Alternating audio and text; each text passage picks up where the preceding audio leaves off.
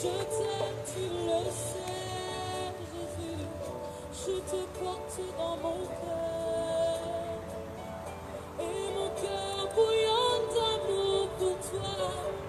Tu es mon yaya. Je t'aime, tu le sais.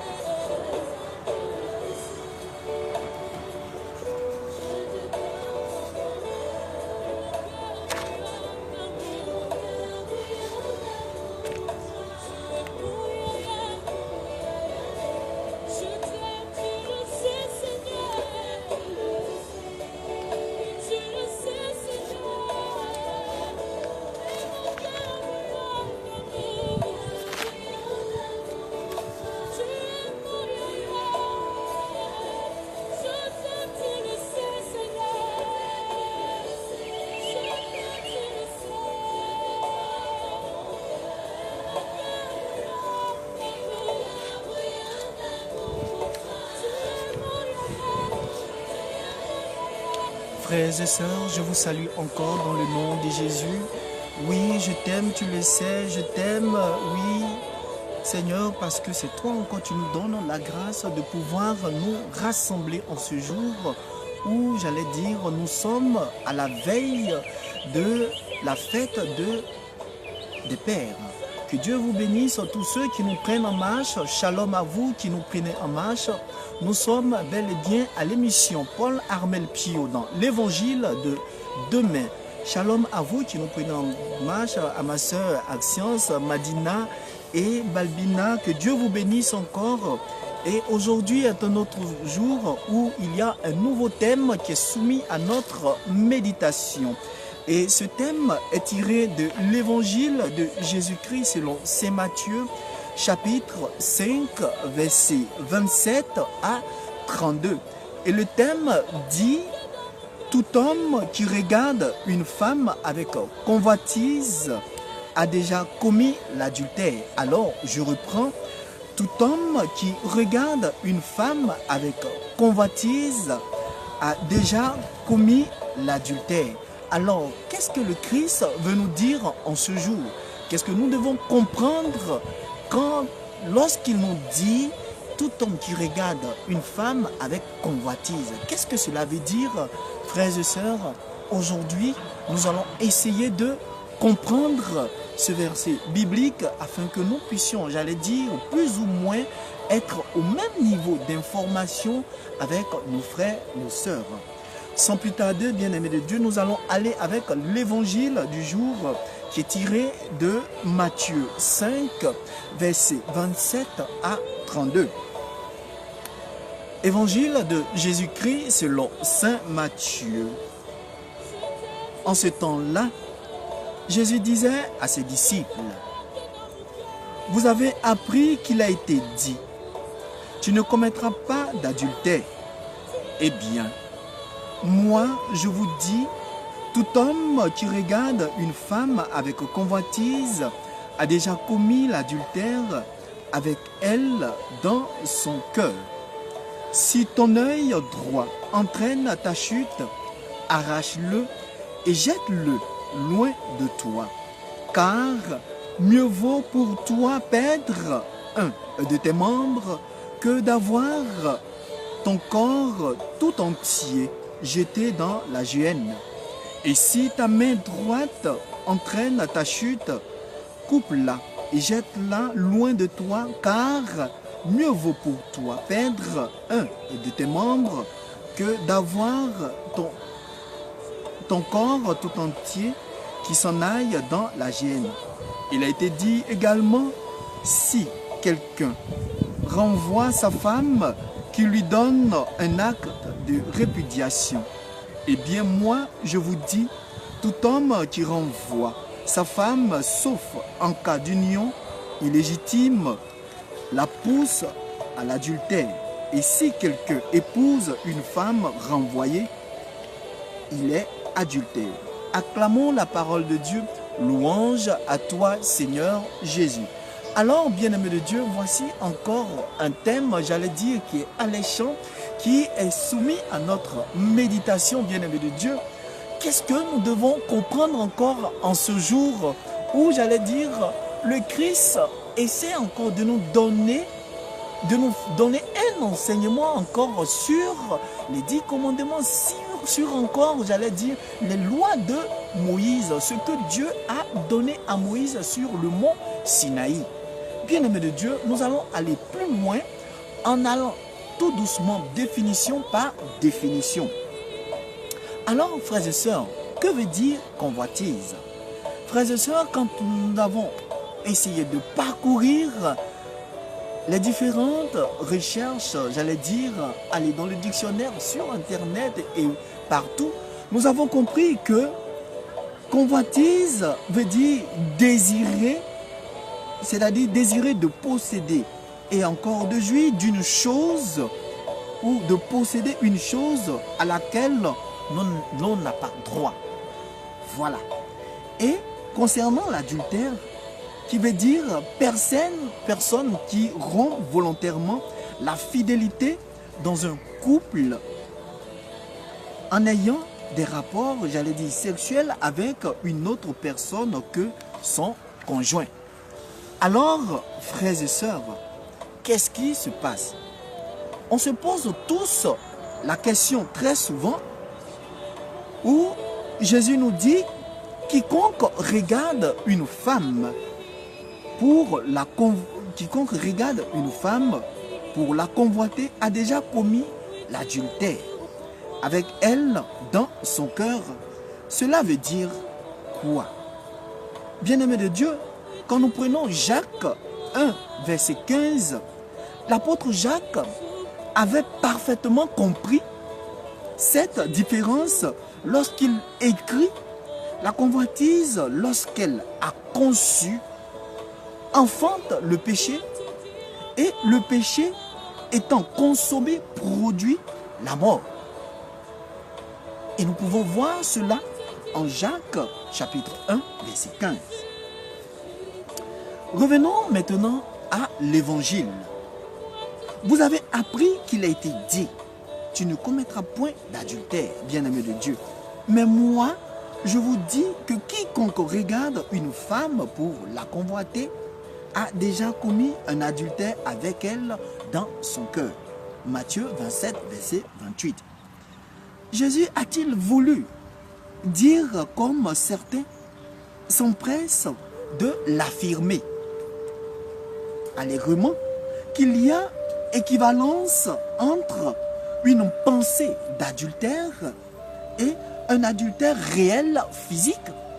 Donc, il y a ce que nous devons chercher à comprendre, chercher à faire la part des choses. La pensée d'adultère, c'est-à-dire penser en faisant l'adultère et faire poser l'acte de l'adultère. Force de se constater, d'après nos précédentes réflexions, que ce dont Jésus parle se situe, bien-aimé de Dieu, uniquement dans l'imaginaire. Celui qui convoite une femme, nous dit Jésus, se laisse aller dans des fantasmes d'adultère qui peuvent, bien entendu, mais non nécessairement déboucher sur la consommation de l'acte. Voilà. Si l'individu en reste, bien-aimé de Dieu, sur ces fantasmes, j'allais dire des rêves qui sont, c'est-à-dire vous rêvez en étant éveillé, frères et sœurs, vous voyez ce que l'adultère peut nous conduire.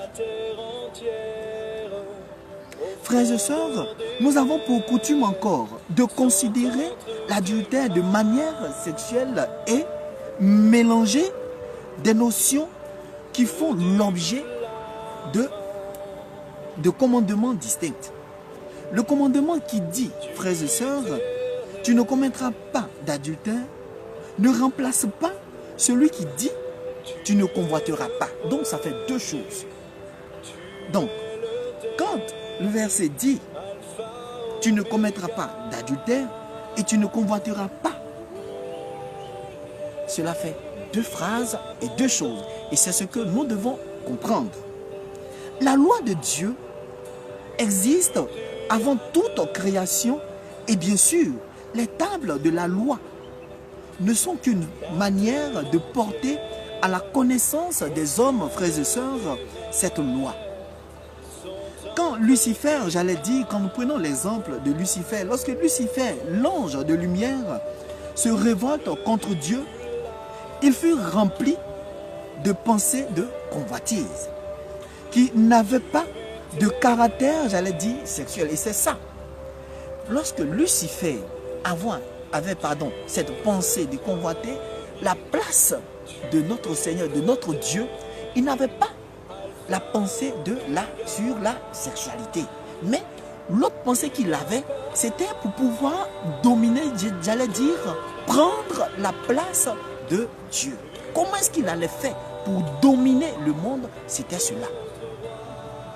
Et c'est ce que nous devons chercher à comprendre, faire la distinction. Cela est exprimé, et nous pouvons voir cela en Ésaïe chapitre 14, verset 13. Il convoitait la place de Dieu, l'élévation sans le caractère pur et sans tache. La convoitise est l'une des premières manifestations de la présence du mal dans un cœur. Alors, bien-aimé de Dieu, vous convenez avec moi que lorsque une personne commence à convoiter une personne ou le bien d'autrui, sans le savoir, est en train d'éviter le mal dans sa vie. Sans le savoir, est en train de nouer quelque chose avec le mal. Et au fur et à mesure, chaque jour que Dieu fait, bien-aimé de Dieu, nous convoitons sans le savoir. Bien-aimé de Dieu, et c'est ce que nous cherchons ici, à faire une distinction. Le thème qui est soumis à notre méditation,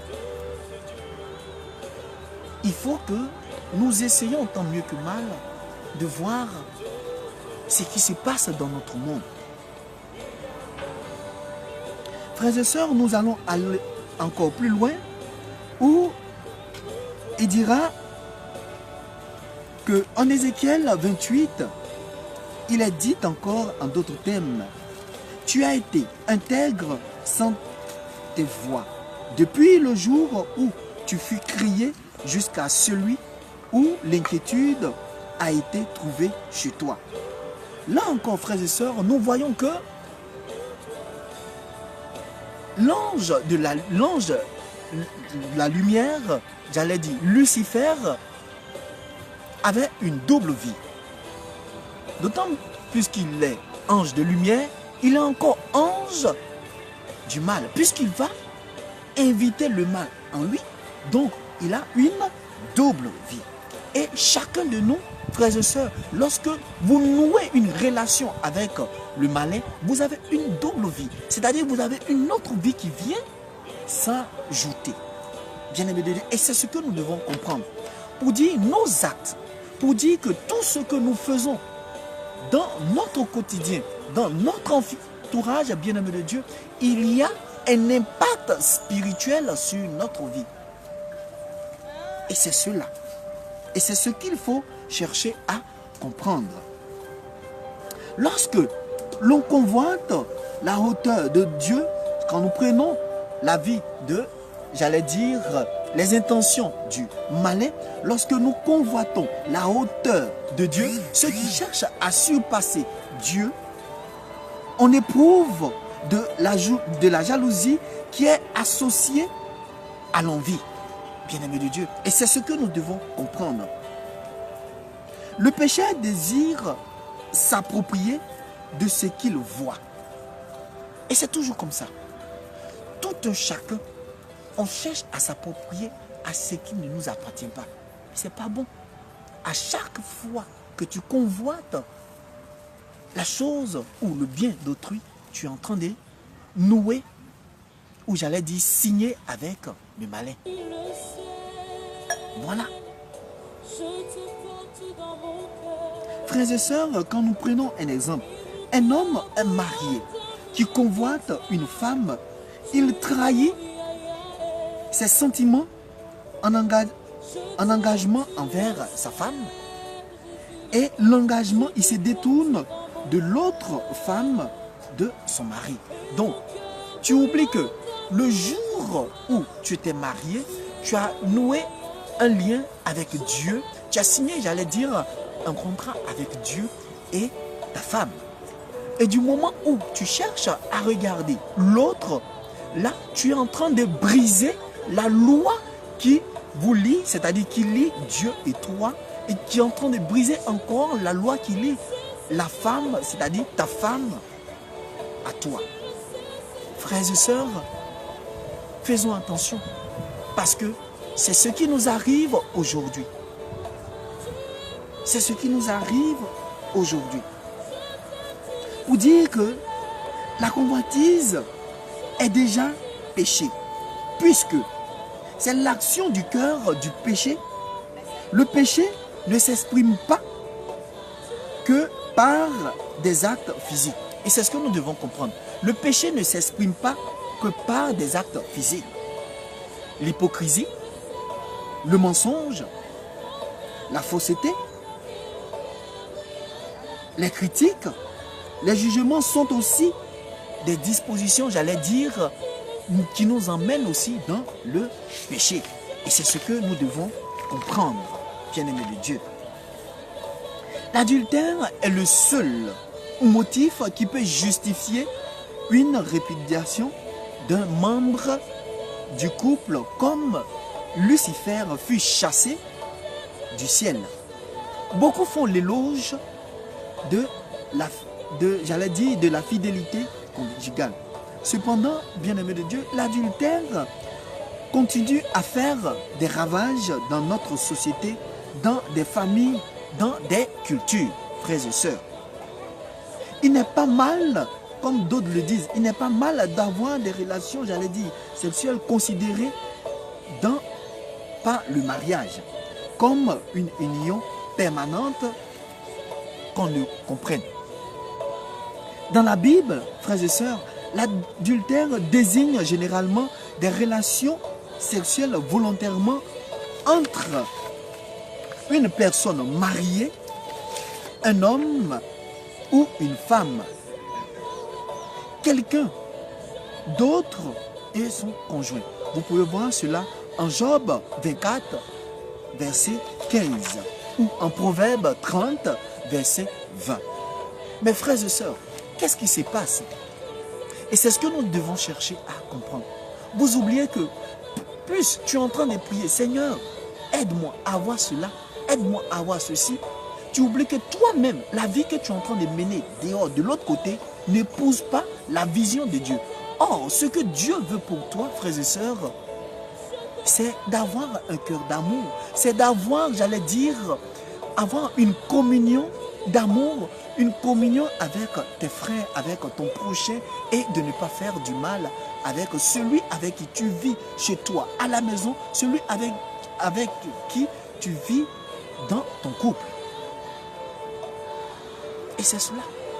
D'autres me diront que mes frères, je suis dans mon foyer, mais je souffre.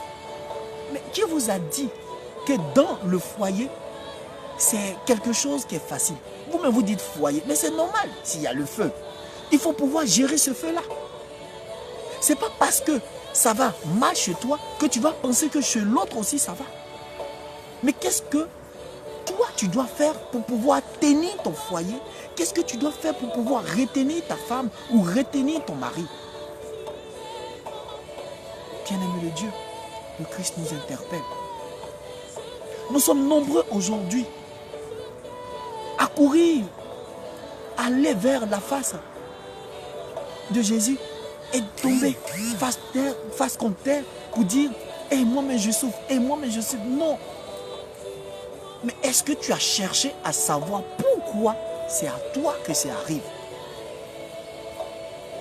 Pourquoi c'est toi? Frères et sœurs, orientons nos prières. Orientons nos prières. Souvent on prie et puis on dit, moi-même ma prière n'arrive pas. Mais c'est normal. Si tu pries mal, si tu ne rentres pas dans la vision de Dieu, c'est ce qui va t'arriver. Alors aujourd'hui, tu vas beau faire des prières sur des prières, mais cherche à rentrer dans la vision de Dieu. Qu'est-ce que Dieu veut pour toi? Qu'est-ce que Dieu veut pour mon couple? Qu'est-ce que Dieu veut pour mon foyer? Qu'est-ce que Dieu veut pour mes enfants? C'est ce qu'on doit chercher à comprendre. Et non rester là à faire des jeûnes et prières. Tu es là, tu maigris, tu deviens chétif et rien ne va dans ta vie. Mais plutôt, cherche à épouser la vision de Dieu. Qu'est-ce que Dieu veut pour moi? Qu'est-ce que Dieu veut pour mon frère? Alors, bien-aimé de Dieu, nous voici encore où j'allais dire que cette vision-là, c'est Dieu qui nous l'accorde. Nous allons aller encore plus loin et pour terminer, que dit la Bible? La Bible dit que Dieu est miséricordieux envers ceux qui se repentent et se détournent de leurs péchés, y compris l'adultère. Vous pouvez voir cela en Actes chapitre 3, verset 19 et Galates 5, verset 19 à 21. La Bible parle en effet d'hommes et de femmes qui ont cessé de commettre l'adultère et sont ensuite devenus des amis de Dieu. 1 Corinthiens chapitre 6, verset 9. Voilà. Dieu s'est montré encore miséricordieux. Et c'est ce qu'il faut comprendre. C'est vrai qu'il est miséricordieux. Il est amour. Mais quand il veut rendre justice, il rend justice. Ce n'est pas parce que tu as blessé ton frère. C'est vrai. Tu vas venir fléchir genoux. Oh Seigneur, pardonne-moi. Que encore, après tu vas aller faire et puis il va te laisser. Non. Il est miséricordieux, mais il rend justice aussi. Si tu as décidé de rentrer dans la vision de Dieu, si tu as décidé de rester, j'allais dire, dans l'intimité de Dieu, de ne plus faire du mal à son prochain, frères et sœurs, à toi, bien-aimé de Dieu, de rester dans cette lignée et de comprendre que la vie que Dieu nous donne, c'est pour pouvoir venir en aide aux uns et aux autres. Et c'est pour pouvoir aussi vivre la relation que Dieu nous donne à travers nos frères, nos sœurs. Frères et sœurs, cherchons aussi à nous repentir. Cherchons aussi à épouser, j'allais dire, la vision de Dieu. Cherchons aussi à comprendre ce que Dieu veut pour nous. Ce que Dieu veut que nous fassions pour sa plus grande gloire. Bien-aimés de Dieu, je vous remercie encore. Vous étiez à l'émission, Paul Armel Pio dans l'évangile de demain. Vous pouvez revoir tous ces thèmes qui ont été débattus sur notre chaîne YouTube en cherchant dans les différents onglets de recherche Armel Pio ou sur la chaîne, sur la page de l'émission qui est Paul Armel Pio dans l'évangile de demain ou encore sur la page Twitter qui est Armel Pio. Que Dieu vous bénisse, qu'il vous fortifie et encore, j'allais dire, bonne fête anticipée à tous les pères parce que nous sommes à la veille de la fête des pères. Shalom à vous, à tous les papas. Que Dieu vous bénisse, qu'il vous fortifie et que Dieu vous donne encore la grâce de vivre encore longtemps et encore de, j'allais dire, chérir vos femmes et encore vos enfants. Que Dieu vous bénisse, qu'il vous fortifie. Shalom encore à vous et encore, nous allons nous revoir pour une autre émission. Que Dieu vous bénisse pour un autre jour.